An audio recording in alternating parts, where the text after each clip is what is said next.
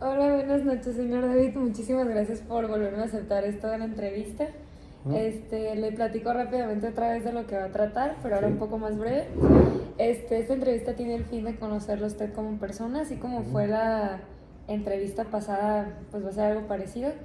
Si no quiere contestar alguna pregunta, si no quiere tratar algún tema, me lo hace saber y lo cambiamos con toda confianza.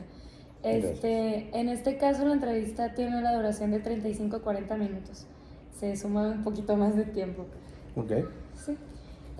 ¿Cómo ha estado su día? ¿Cómo se encuentra hoy? excelente. Qué bueno. ¿Qué ha hecho? Mm, eh, trabajar, trabajar y trabajar. ¿Trabajar de la Sí. mañana a la tarde? Sí, fue muy exitoso el día de hoy porque eh, estoy haciendo la preparación para la evaluación, para la recertificación de un hospital privado en Guadalajara. Entonces hay muchos proyectos que hacer. Avancé bastante con mi equipo del hospital eh, y pues emocionado porque ha sido exitosa toda esa tarea.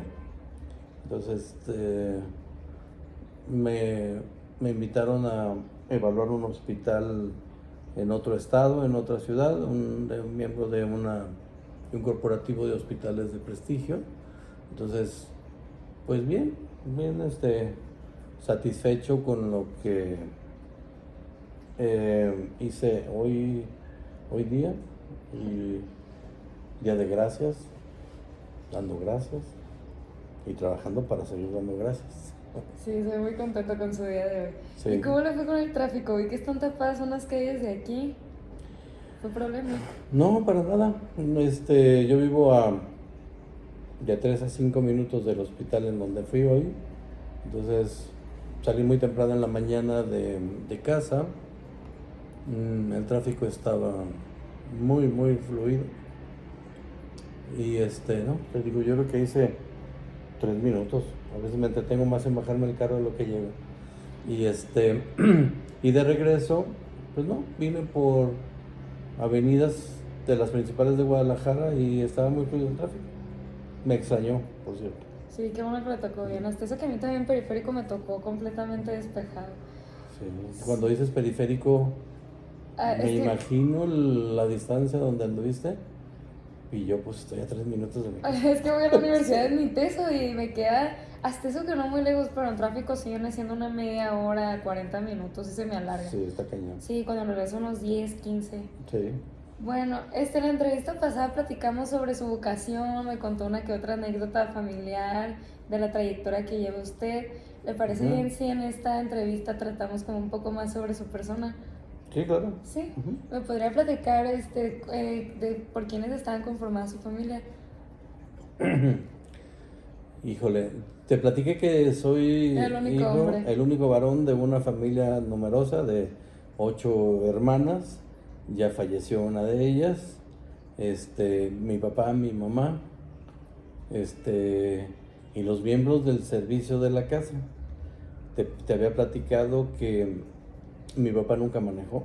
Ay, es verdad. Este, entonces teníamos un chofer.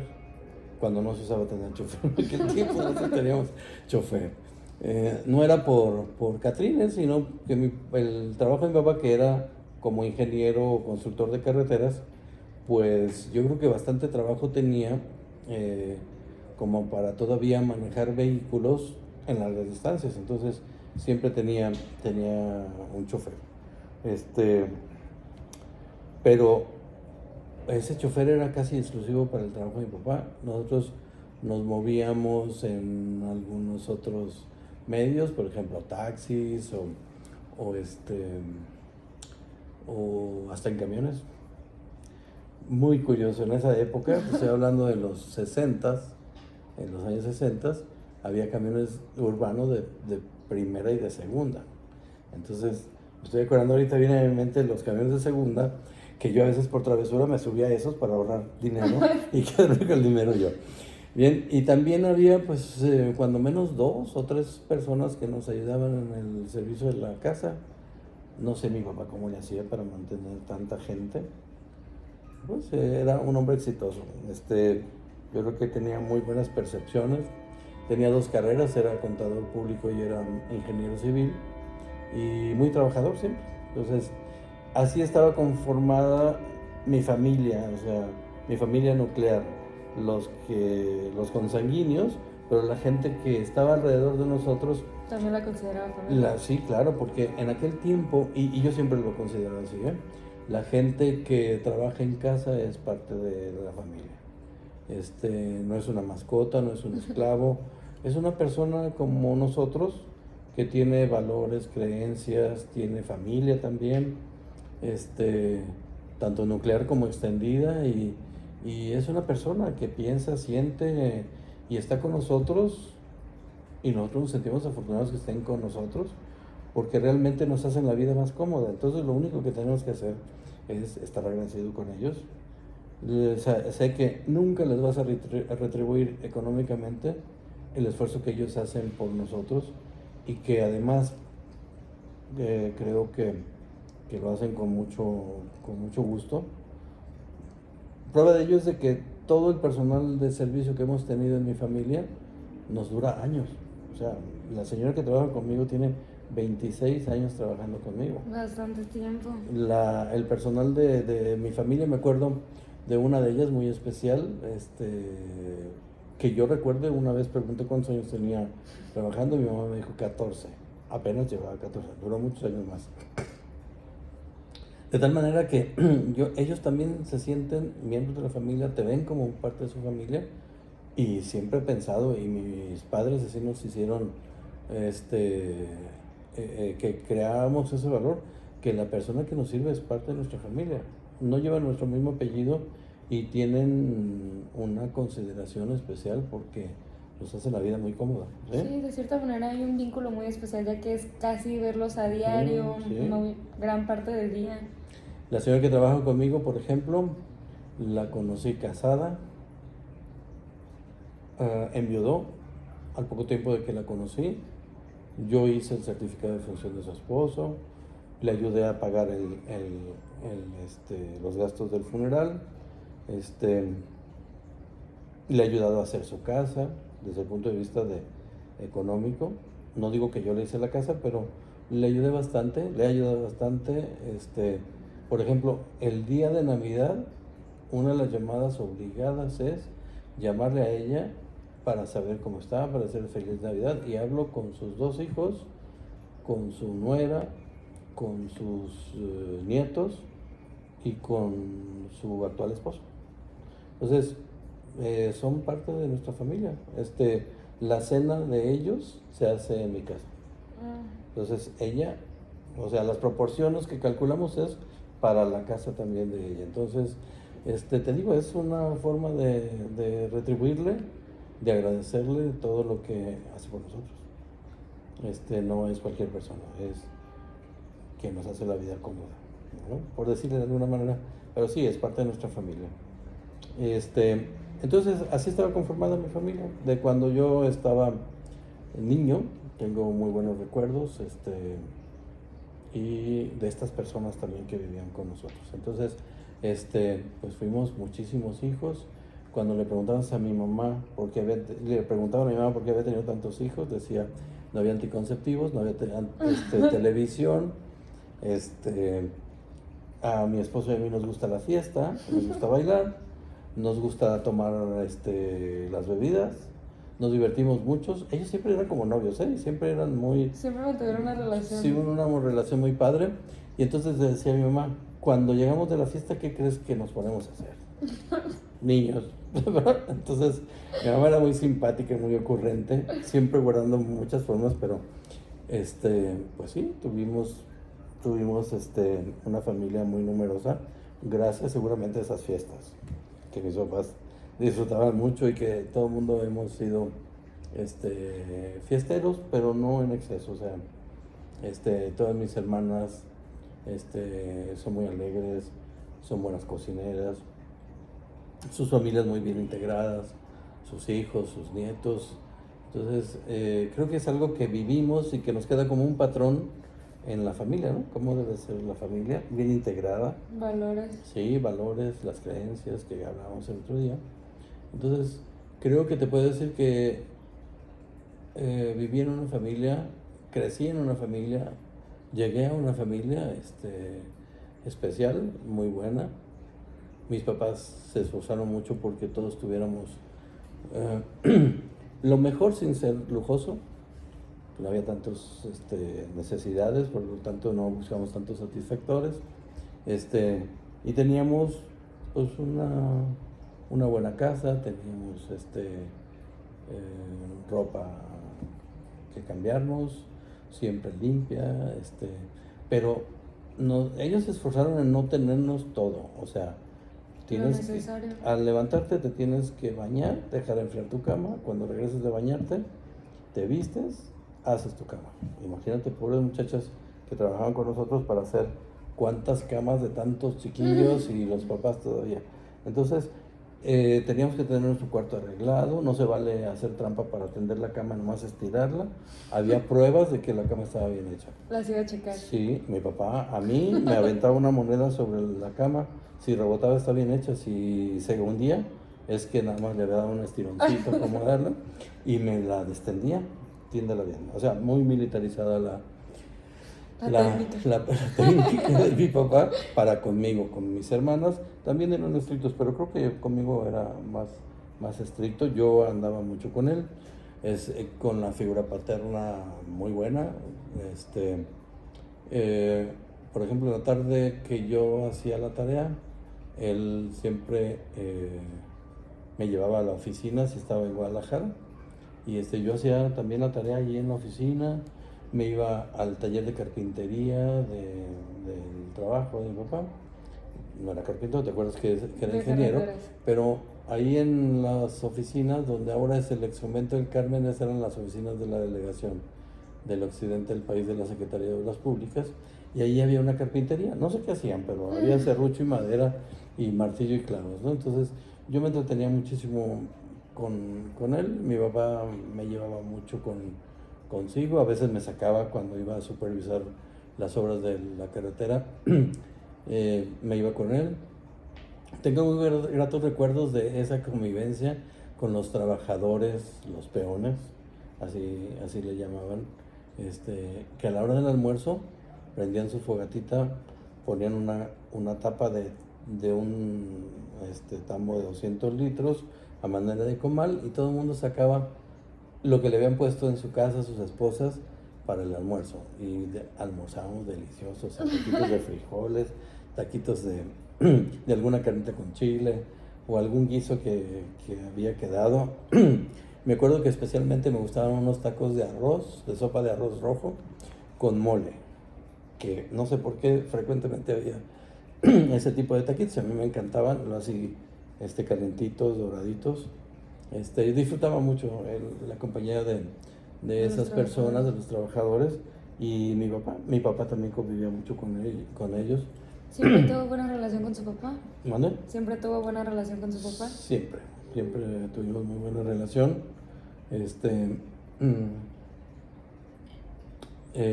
Solamente cuando entré a estudiar medicina hubo ahí un conflicto, porque yo no salí en listas la primera vez que intenté entrar a la Universidad de Guadalajara, en la Facultad de Medicina. Entonces pues yo dije, pues voy a la Autónoma, fácil. Segunda opción, y bien. Y cuando se lo dije a mi papá que no había salido en listas ese mismo día, y me dijo, ¿y qué vas a hacer? Pues me voy a la Autónoma. Y dijo, papá, como el único hombre, ni las niñas han estudiado en colegios o escuelas privadas, menos el único hombre va a ir a una universidad privada. Mi papá, te recuerdo, nació en 1912, pues tenía yo creo que debe haber sido tu bisabuelo, ¿no? Entonces tenía una cuadratura de que los hombres teníamos que hacer una vida un poquito más difícil que las mujeres, más ¿no? estrictas. Por ejemplo, él pensaba que no teníamos que estudiar inglés. Bueno, nunca le gustaron los norteamericanos. No, los norteamericanos. Algo tenía contra ellos. Entonces, mis hermanas iban a la escuela de inglés y yo no. Luego, mis hermanas, yo quería estudiar piano, porque en la familia de papá todos son músicos. Soy primo segundo de Carlos Santana, por ejemplo, ¿no? así todo el mundo toca un instrumento. Y eso es de tradición de generaciones anteriores. Y yo quería estudiar piano. Y dijo mi papá, el piano es para las mujeres, los hombres tocan o guitarra o violín. Y estudié 13 años de violín, gracias a mi papá. Y me gustaba, finalmente me gustó. Es como los árabes cuando la casan a la muchacha con un desconocido. Estaba viendo una entrevista donde decía, pues después de muchos años lo amé. Así yo al violín. Después de Le agarró muchos cariño. le agarré cariño, pues no me quedaba otra. Y en ese detalle, bueno, pues no me inscribieron a la universidad privada, pero el hermano de mi mamá era general y era senador de la República. Entonces tenía muchas influencias, estoy hablando de los 70, y habló con mi papá, que eran mejores amigos, los cuñados y mejores amigos. Y pues entonces dijo, le habló mi tío a mi papá y le dijo, ya está inscrito David en la escuela médico-militar. Me lo mandas aquí a México con tales documentos, ya sabes, el certificado de la prepa, actas de nacimiento, sí. Nos dio una lista. Y yo dije, no me voy. ¿Y por qué no te vas a la escuela médico-militar? Es muy buena escuela. No. A pesar que mi papá fue muy rígido conmigo, yo no quería la milicia. Muchos años después me di cuenta que había cometido un error porque me tocó dar cursos en el Hospital Central Militar, me tocó hacer la evaluación para la certificación del Hospital Central Militar y quedé encantado con la disciplina militar. Si mi papá me hubiera llevado o me hubiera mandado y me hubiera dicho, conoce la escuela, conoce el ambiente de la escuela y si te quieres quedar ya estás inscrito, y si no.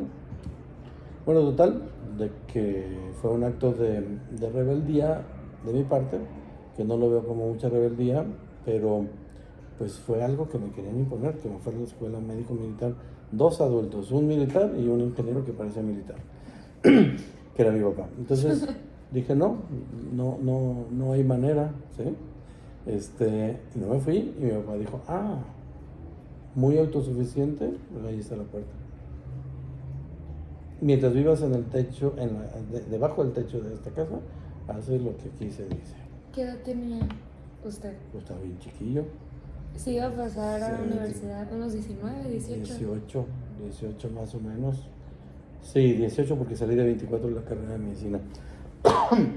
Entonces, pues a mí mis papás me habían forjado un carácter fuerte.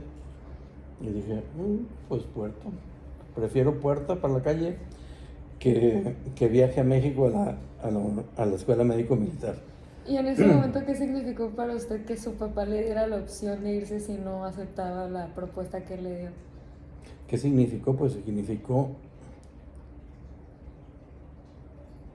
Excelente pregunta. Significó que no estaba conmigo, que no me quería apoyar a mí en la decisión de ir a la otra universidad que era mi elección. Y no porque fuera privada, si hubiera habido otra pública, pues igual me voy a otra pública.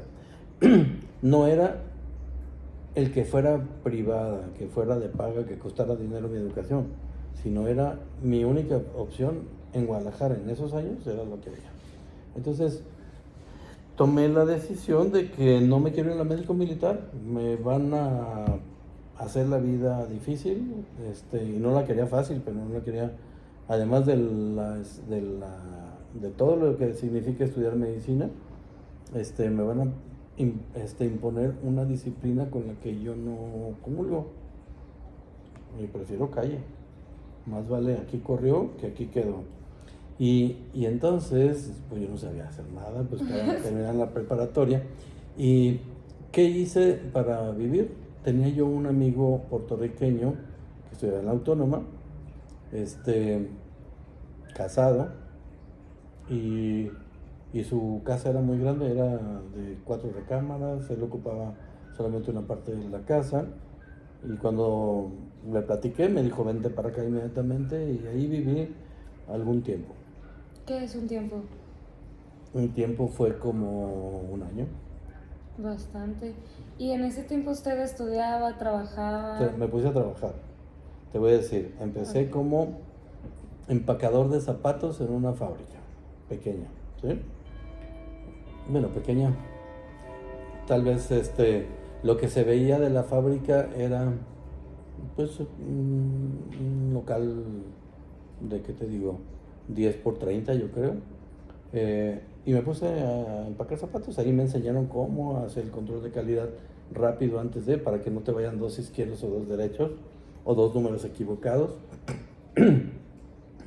Pero en la prepa yo había estudiado mecanografía, entonces un día había que facturar en máquina mecánica muchos productos para muchos clientes, y en alguna etapa así como para Navidad, en donde hay dinero, en donde los vendedores, los zapateros se preparaban para tener un buen surtido para la época, y el dueño de la fábrica me pidió que si le ayudaba en la facturación. Entonces me puse yo a hacer facturas, hacer el cálculo de la factura más las sumatorias, etcétera.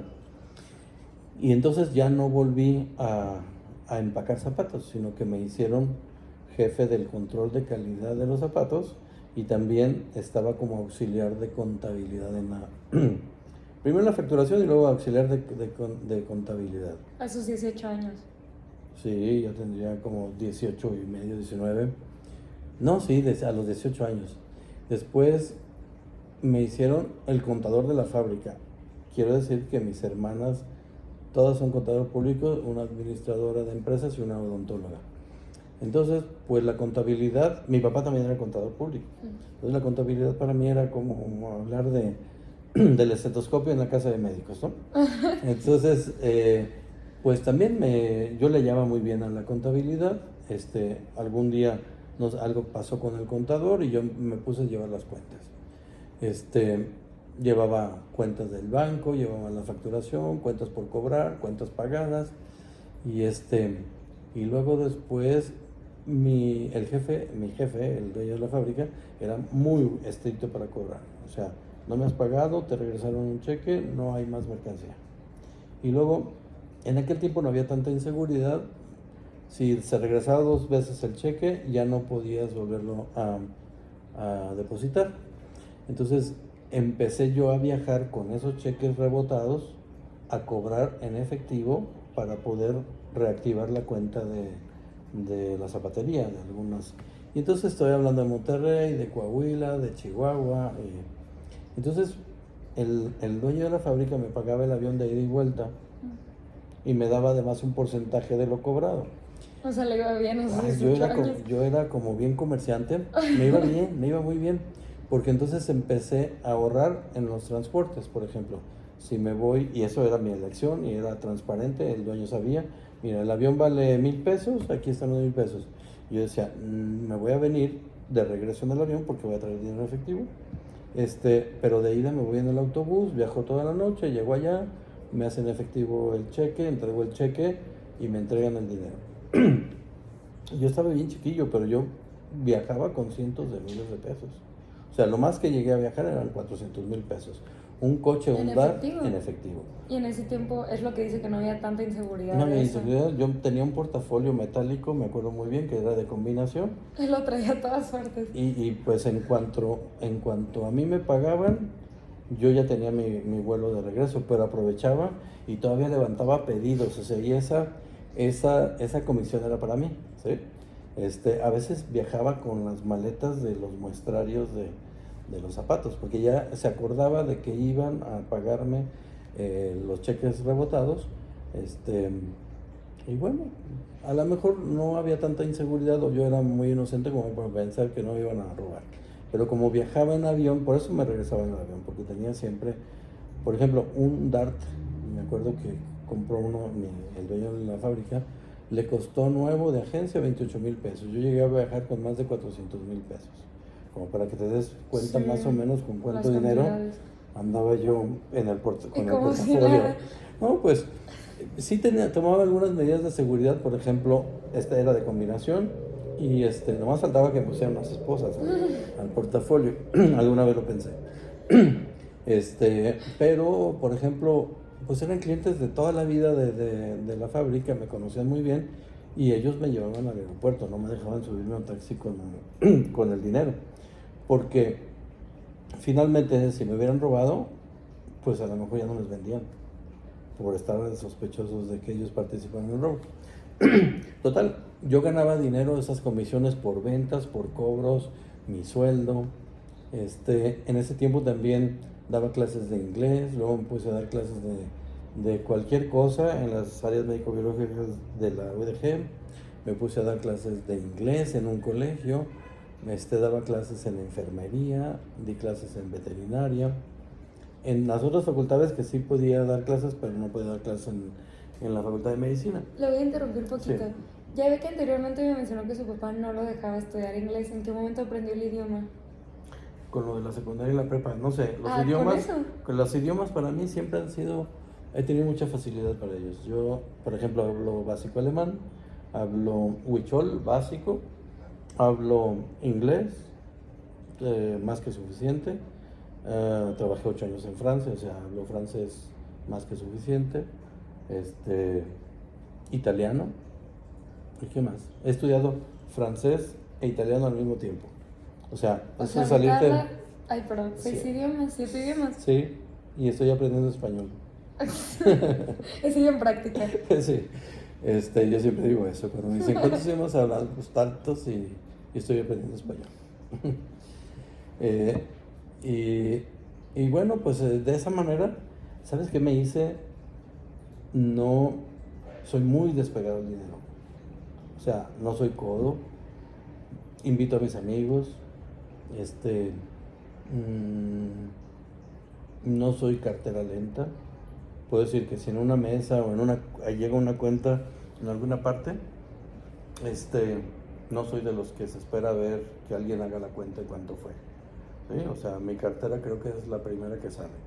Y no para pagar toda la cuenta, a veces, pues, para cooperar. Y si hay gente que yo veo que no puede pagar la cantidad, yo le invito. A mí me enseñó mi mejor amigo, que es un rey Midas. ¿Qué, Rey Midas, es decir, el rey que todo lo convertía en oro. Ah. Él ve oportunidad de dónde hacer dinero, pero no porque sea dinerero. Su forma de ser es ve el negocio cuando tú y yo vemos tal vez en la diversión. Él dice, esta diversión me puede generar tanto ingresos. Y entonces se mete a hacer el negocio de la diversión. ¿Sí? Si tiene un avión, pone un centro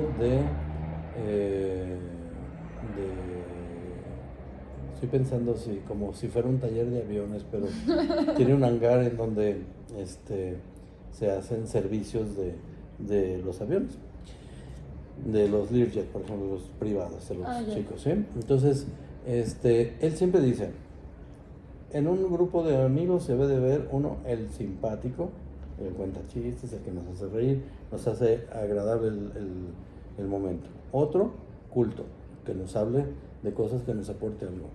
Otro, que haya viajado mucho, para que nos cuente cómo son los lugares que conoce. Y otro, con dinero. De tal manera que, pues, él dice, me toca pagar la cuenta a mí. Él es el rico, otros somos los que hemos viajado, los que hemos leído, los chistosos, ¿no? Y eso, yo digo, no soy codo, no me pesa invitar a alguien, no estoy casado con el dinero y creo que esa parte de mí me gusta, es decir, no me gusta tampoco que la gente me vea como de manera oportunista que vamos a invitarlo para que él pague, ¿no? No, pues no. O sea, sí, es ser aprovechado. Sí, y los detecto así. Y me retiro de ese grupito, de esa persona. ¿Y en esos casos hay algún tipo de confrontación o solo suele alejarse? No, nada más me alejo.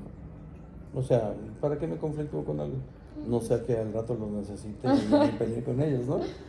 Yo ¿sabes qué? Que soy muy pacífico.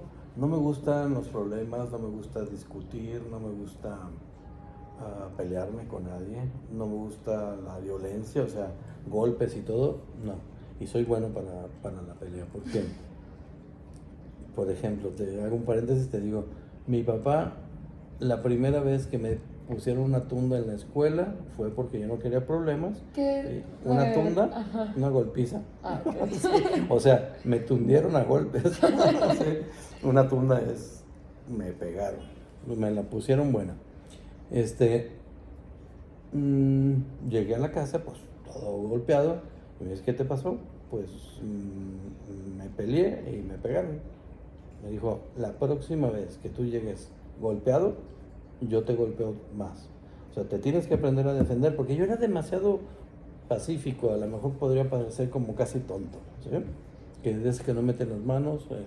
Y a partir de entonces, la primera vez que me buscaron pleito y me quisieron golpear, no me golpearon ni yo los tundí a golpes. Y mandaron llevar a mi papá. Mi papá con todo el chiquillo ahí va. Y dígame, directora, pues quiero decirle que su hijo golpeó a un niño y ta. Mi papá, bueno, pues voy a poner remedio. David, quiero que no vuelvas a hacer eso que hiciste. Bla, bla. Yo me voy a encargar, señorita directora. Y saliendo, mi papá. Felicitaciones. Sí, ¿qué quieres? ¿A dónde vamos? Había una juguetería Ramar, que era el nombre de la juguetería que estaba ahí por el Mercado Corona, y yo sabía que si lo mandaba a llamar a mi papá porque yo le había pegado a un niño por defenderme, yo no era buscapleitos, mi papá siempre me llevaba a la juguetería Ramar, escoge lo que quieras. Entonces, pero no era buscapleitos, es decir, eso fueron pocas ocasiones afortunadamente. Pero eso me duró primaria, secundaria y la preparatoria. Quiero decirte que tranquilo y piensan que no voy a meter la mano, que me van a poder pegar sin ninguna consecuencia para ellos. Y quiero decirte que me los tundía a golpes, ¿sí? Fíjate que me acuerdo, la última vez que me peleé fue con un compañero en la Facultad de Medicina. Me hacía bullying. Porque yo ganaba muy bien cuando trabajaba para estudiar. Trabajaba y estudiaba a la vez. A la Facultad de Medicina. Entonces yo ganaba muy bien. Pues siempre me ha gustado lo bueno. Éramos de los dos compañeros, de los dos alumnos de mi grupo que teníamos carro. Y pues él siendo hijo de médico, pues andaba normal. Pero yo, por ejemplo, usaba zapatos Christian Dior, o sea, con el cinturón Christian Dior, o sea, era fifizón, ¿sí? Y porque me iba muy bien, o sea, ganaba mucho dinero. Ganaba 52 salarios mínimos de sueldo. Okay. ¿Sí? ¿Te acuerdas que hay un salario mínimo? Ajá, pero ya. es para los trabajadores no calificados. Multiplícalo por 52, era mi sueldo. Yo le llevaba la contabilidad, yo sabía que ganaba 52 salarios mínimos. ¿Y en ese momento en qué trabajaba? ¿En qué trabajaba? Bueno, no te he dicho, de contador, y luego pasé a ser el que hacía la distribución de la producción del calzado. Sí. Y teníamos talleres periféricos y teníamos otros trabajadores que en sus talleres nosotros les mandábamos, nos maquilaban, pues. Sí, es que quería medir más o menos en qué tiempo. Sí, pues estábamos te digo, yo estudié medicina del 74 al 80. Okay. Entonces en ese tiempo, pues, no, yo me iba de fin de semana a Estados Unidos, a San Francisco, por ejemplo. Había unos vuelos que le llaman tecolote, que salían aquí en la noche y amanecías en Estados Unidos. Entonces yo me podía ir el viernes en la noche, el sábado estaba en San Francisco, por ejemplo, o en Los Ángeles. Tenía amigos allá, y nos íbamos a la disco y había comida y iba de compras. Entonces la ropa que en ese tiempo que comprabas en Estados Unidos se notaba que no era local o mexicana, era otra calidad, era otra moda. Y mi compañero por eso me hacía bullying, porque yo andaba mejor vestido que todos. O sea, para acabar pronto andaba mejor vestido que todos. Usaba cosas finas, lo que pues, de estudiambre pues nadie podía. Sí.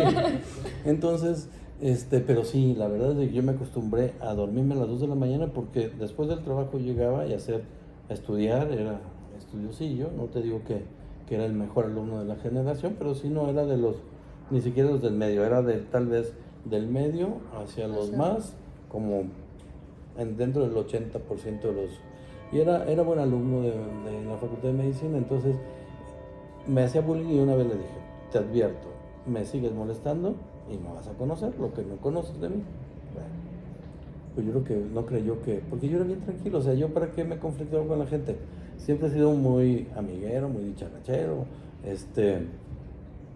y él insistió, y un día, sin decirle agua va, tum, tum, tum, tum, y tum. ¿Y qué crees? Muchos años después, fui su jefe como 15 años. Ya está trabajando en el hospital. Sí, yo era jefe del departamento donde él trabajaba, y entonces, pues ya te imaginas que era o sea, no había gente más odiada para él que yo, porque lo hice quedar en ridículo. Él era líder de estudiantes en la facultad, hijo de médico, entonces no trabajaba, no era tan buen alumno, pero era el que hace chistes, el que hace bromas, el que organiza vámonos de pinta, etcétera, ¿no? El amigo chistoso.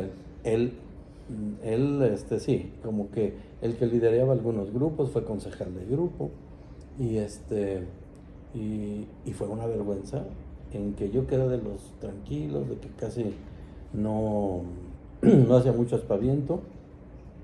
Yo trabajaba muy cerca de la Facultad de Medicina, entonces si un maestro no iba, yo me agarraba mi Volkswagen último modelo, ¿sí? Que era como tener un Mini Cooper ahora, y me iba a la fábrica, hacía algo y me regresaba.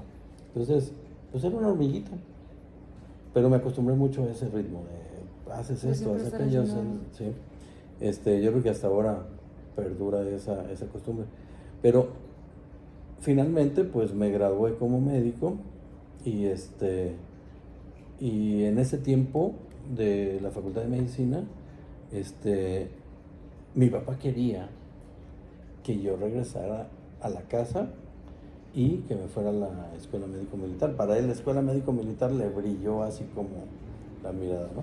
En esos momentos su papá ya sabía lo que usted trabajaba, lo que ganaba, o estaba... O sea, ¿cómo fue la comunicación durante ese tiempo? No tuvimos comunicación desde 6 años, tipo. de ningún tipo. ¿De 6 años? ¿Por 6 años? años? Sí. Y entonces, como él no quería que mi mamá me diera dinero, entonces la administración de la familia cambió a él solamente. O sea, mi mamá no manejaba dinero, por lo tanto no me podía dar, ¿sí? Y entonces, pues yo no esperaba dinero de mi mamá, realmente no lo necesitaba. Y fíjate que cuando yo estaba enojado, realmente viví enojado con mi papá 6 años, porque me quiso obligar a hacer cosas que yo no quería hacer, ir a la escuela médico-militar. Sí, además de cierta manera siento que no sintió su apoyo en las cosas que realmente usted quería. Sí, pero ¿sabes qué? Muchos años después me di cuenta que lo hizo para forjarme el carácter, ¿sí? Es decir, no soy cualquier inútil, ninguna situación fuerte o grave me sacan de balance. Siempre voy viendo el mejor y el peor panorama, y siempre estoy preparado para estar en cada una de esas cosas, ¿sí? ¿Qué es lo que me puede ir tan mal? ¿Sí? ¿Qué voy a hacer? Entonces, si va mala cosa, pues yo ya sé, ya pensé, ya me puse en esa situación, ya sé cómo actuar, y la emoción o los nervios, eso no me sacan de balance. Entonces, creo que eso era lo que quería mi papá. Hacer una persona preparada. Sí, y de carácter fuerte, en el sentido de que no te me achicopales. ¿Sí? Achicopalado. Sí. Te digo, esos eran dichos de ese tiempo, y de mi papá también. Entonces, creo que él lo hizo por eso. Quería meterme en la escuela médico-militar para que yo tuviera un carácter fuerte, una disciplina que él mismo me forjó, pero que yo creo que quería tener ayuda externa para eso. Yo creo que era innecesario, porque él ya me había hecho así. Bueno, total, yo estaba enojado, y la siguiente vez que lo vi, después de que me fui de mi casa, fue el día de mi graduación, que mi mamá lo invitó, yo no lo invité. Mira, yo era tan... ¿Rencoroso? Siempre he sido rencoroso. Sí, no se me quita. No se me olvidan las cosas. A lo mejor no busco venganza, pero no se me olvidan. ya se te ofrecerá.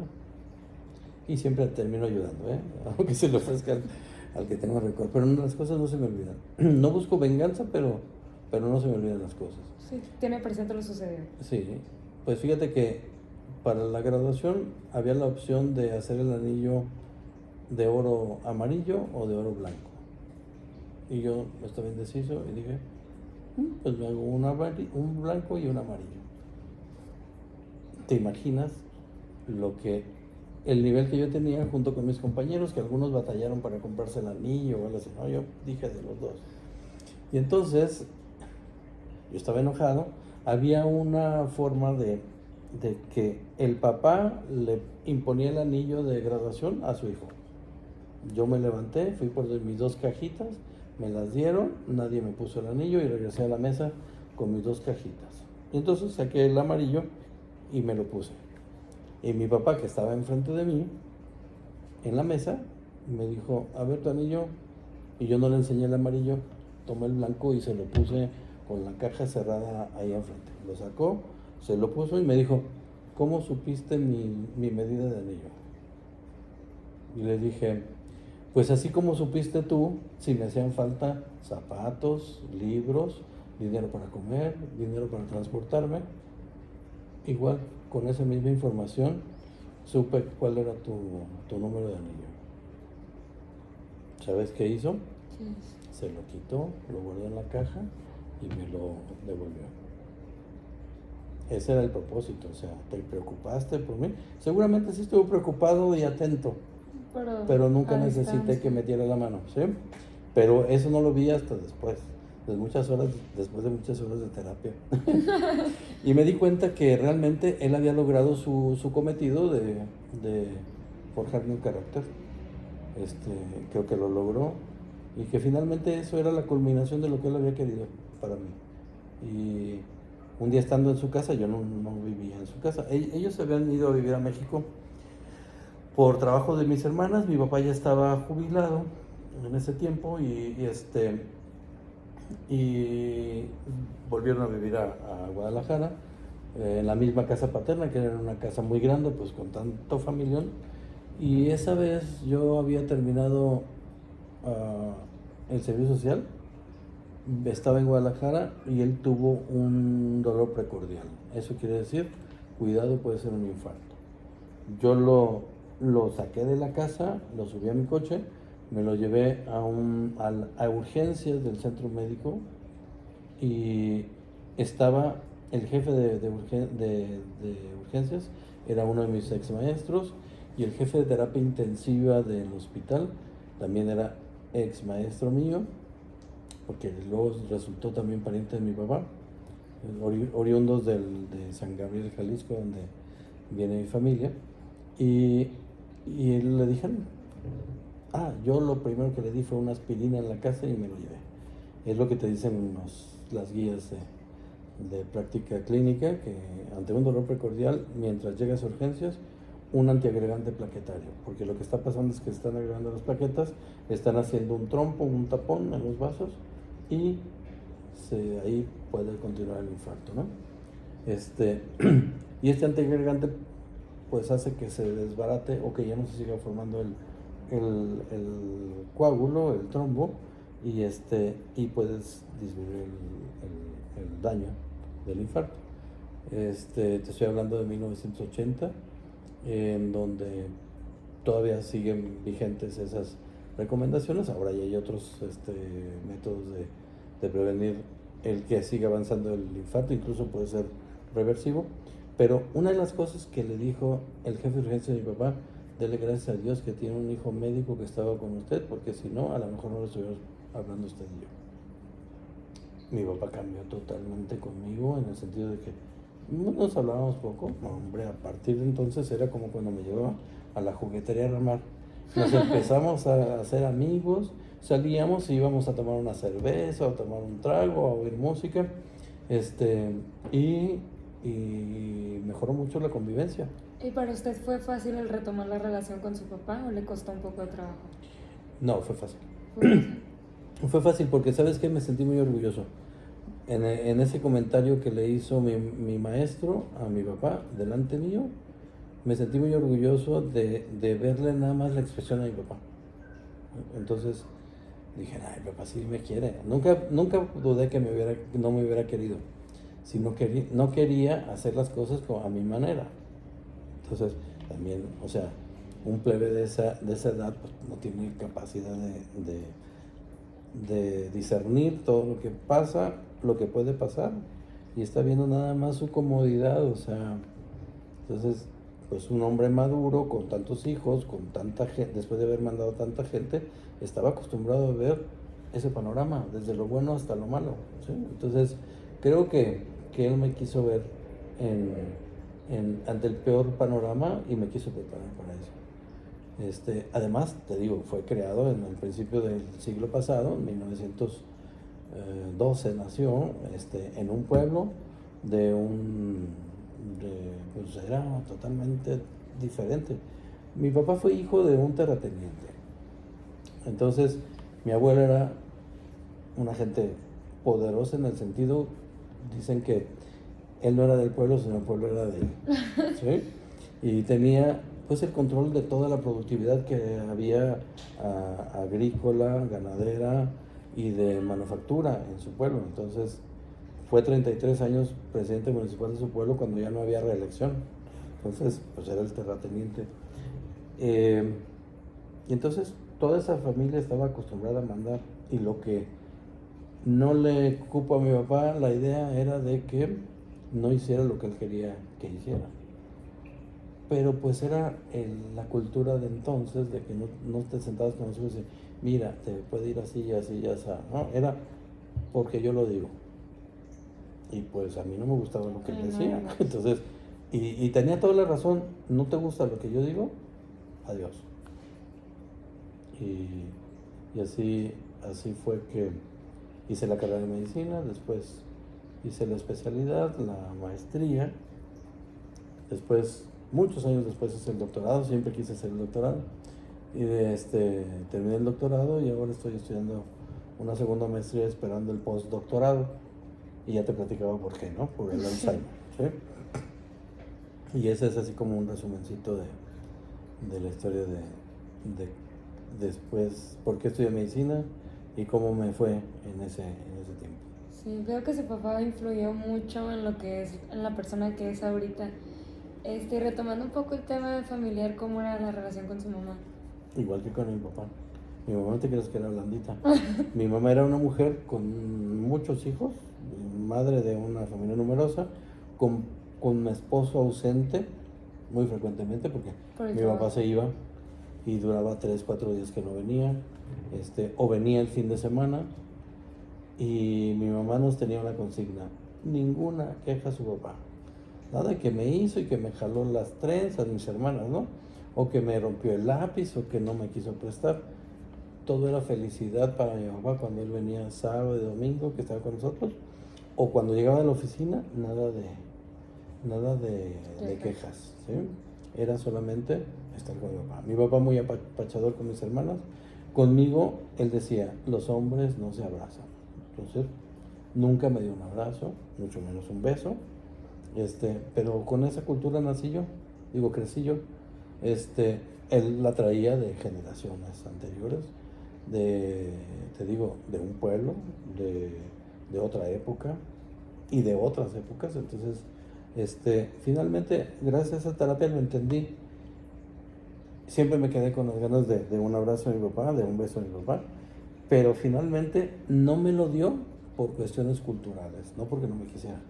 Cuestiones culturales, una diferente manera de querer, ¿vale? La cultura machista, o sea, como los hombres se van a andar abrazando y besando, ¿no? Entonces, y yo veía a todos los papás de mis amigos, a los niños, no. En aquel tiempo son joterías, ¿no? O sea, era común. Sí, era lo que se usaba. Los hombres no abrazaban a los niños, ¿eh? A las hijas sí se les subían a la cabeza y lo que quisieran, ¿no? Y la mamá, pues era esa parte, suplía esa parte de que no te daba tu papá, de afectividad. Entonces, pero eso no quería decir que no te quisieran, pero sí, finalmente te quedas y dices, caray, mi papá nunca me abrazó, mi papá nunca me besó. ¿Por qué? Pues cuestiones culturales. Ya me cayó el 20 y ya lo acomodé, ¿sí? ¿Y de qué manera consideraba que su papá le mostraba su cariño? Con esas compras que te digo. ¿Con esas compras? Compras, sí, cuando me llevaba a la juguetería de Ah, cuando, con los cuando, premios, por así cuando me decirlo. llevaba a su oficina, ¿sí? A que estuviera con él, ¿sí? Es decir, no me agarraba de la mano, pero yo estaba con él. Por ejemplo, me subía a la camioneta, él abría la puerta de su lado, yo me subía, me sentaba en medio, junto al chofer, y él en la puerta, ¿sí? Entonces, no nos tocábamos, no me abrazaba, pero yo estaba con él, ¿sí? Lo que no hacía con mis hermanas, ¿sí? En ese tiempo, mi mamá era la que estaba con mis hermanas, los afectos, los abrazos, los besos eran con mi mamá, y viceversa, mi mamá sí abrazaba a las niñas, pero entre hombres estaba como árabes, ¿sí? Y retrocediendo un poquito a lo que me había dicho de que su papá le decía así... Ay, se me olvidó. Ah, que le decía, usted siendo el único hombre de la familia, ¿considera que era algún tipo de presión para usted en esos momentos? ¿En qué sentido?